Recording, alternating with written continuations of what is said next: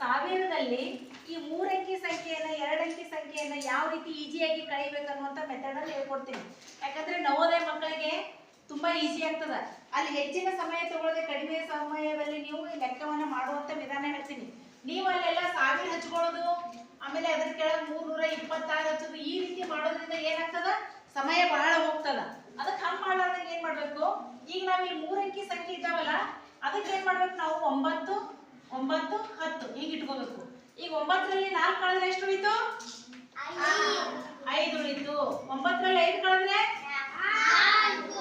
4 ಉಳಿತು. 10ರಲ್ಲಿ 6 ಕಳೆದ್ರೆ 4. ನೋಡು, ಈಗ 1000ರಲ್ಲಿ 450 ಕಳೆದ್ರೆ ಇಷ್ಟು ಬಂದ್ಬಿಡ್ತದೆ. ನೋಡಿ ಎಷ್ಟು ಈಸಿ ಆಗ್ತದೆ. ಇಲ್ಲಿ ಕೂಡ ಅದೇ ತರ ಇಟ್ಕೋಬೇಕು. 9 9 10. 9ರಲ್ಲಿ 2 ಕಳೆದ್ರೆ 7. 9ರಲ್ಲಿ 7 ಕಳೆದ್ರೆ 2. 10ರಲ್ಲಿ 8 ಕಳೆದ್ರೆ 2.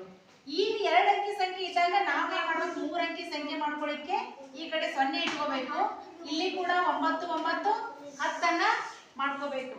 9ರಲ್ಲಿ 0 ಕಳೆದ್ರೆ 9. 9ರಲ್ಲಿ 2 ಕಳೆದ್ರೆ 7.